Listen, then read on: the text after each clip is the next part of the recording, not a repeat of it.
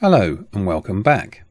On today's video we're going to jet back in time to the 1980s to take a look at a piece of TV history, to a time where TV could and did say things that simply wouldn't fly in today's world of snowflakes and the permanently offended types.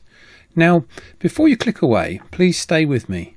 This isn't a video about ancient BBC comedies or Alf Garnett, but an interesting look into how CB radio was so big that it crept into the minds and out of the pens of the writers of the then modern day sitcoms like Terry and June. This here is Motorman. I'll ratchet with you, Red Rooster, and take up to 33. 10-4, Motorman. Here we go. 33. Do I have you, Motorman?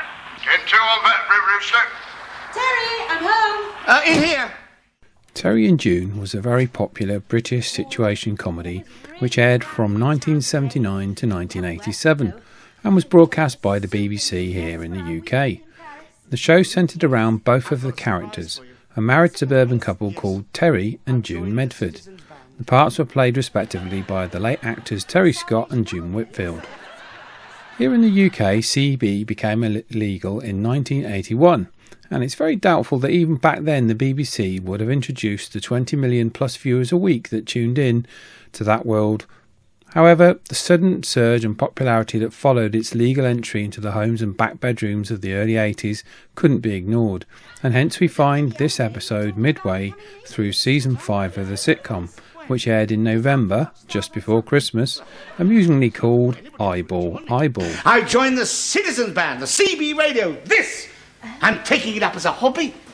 Oh, that's nice for you. Do you think you'll be able to sell it?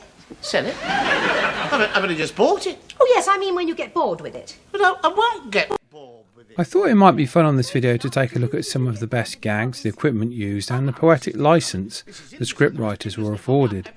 There are also quite a few technical gaffes, however it is a real bit of fun, so let's get started. First, let's check Terry's CB radio here. For those that collect radios, even from the back it is very evident what CB Terry is using here, although in reality it probably wasn't even switched on. They did however include the 12-volt power supply and the cables at least going partway into making it realistic for the viewer. The radio that Terry has here is the very popular GT868 chassis CB radio, which was badged under so many different names but was essentially the same radio.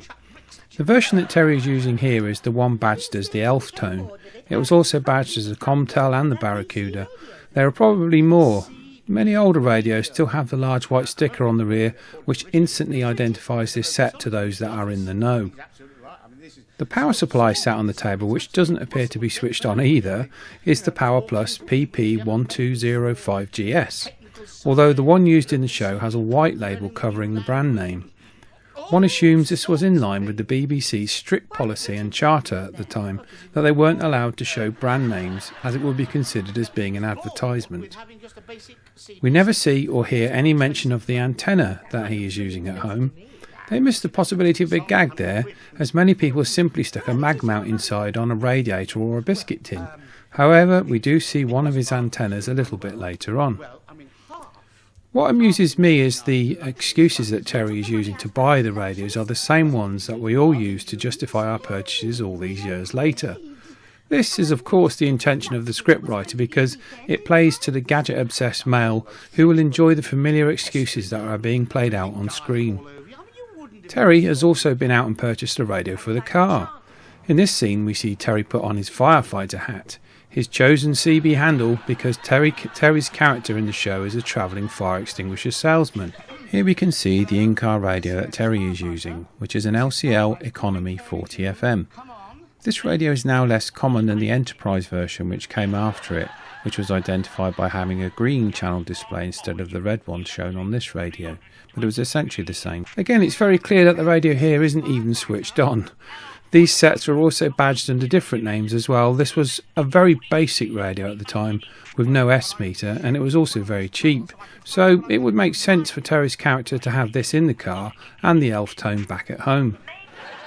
As the car approaches, we spot what I think might be a fire stick antenna on a mag mount on the roof of the car.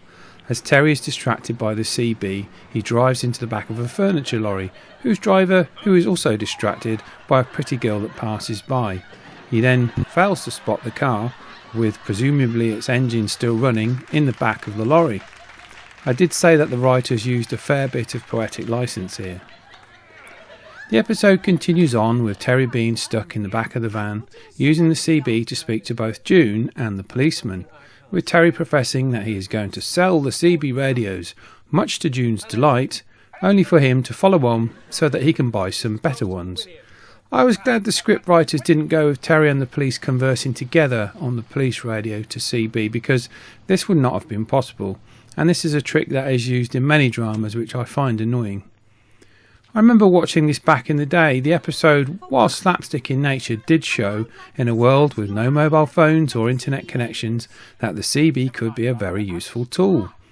I've no doubt that the airing of this episode so close to Christmas that year really did help ensure that many sets were sat under the Christmas tree on Christmas Day back in 1982. In the closing credits we can see a really nice close shot of the front of the radio, with the Elftone logo clearly displayed, something which the prop handler probably missed. It's very possible that one of you watching this has the actual radio in your collection. However, many of these sets were plagued with poor rejection and a poorly made and easily broken CB PA switch, alongside a resistor that failed in the PA stage with high SWRs. I've changed so many of those resistors I now stock them. It's no surprise to me, at least the CB seems to be making a bit of a comeback these days. In a world now where everything you do and say online is monitored and censored, where people seem to want to cancel people for simply having an opinion, the CB offers folks a fun and nostalgic trip back in time and gives them the freedom to say what they want, with who they want, without any moderation. I will warn you though that they are very collectible, so buyer beware. I'm so glad you could join me today for this amusing trip back in time.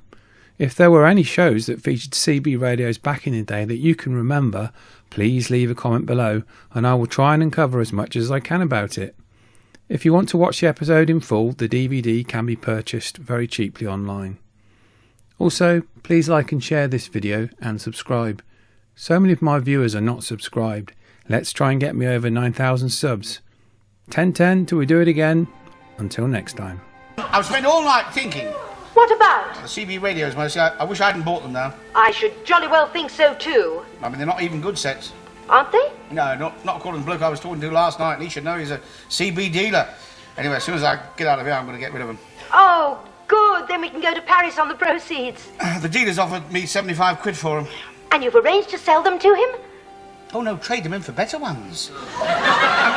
It'd be rather expensive, but we may have to put our Paris trip off for a bit longer, but it'd be worth it, won't it, June? Won't it? June?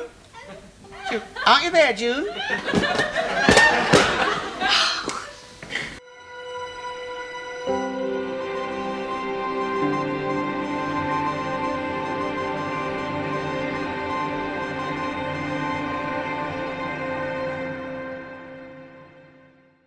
there any good body out there in Citizens Band Land who would like to ratchet with a red rooster? Come back.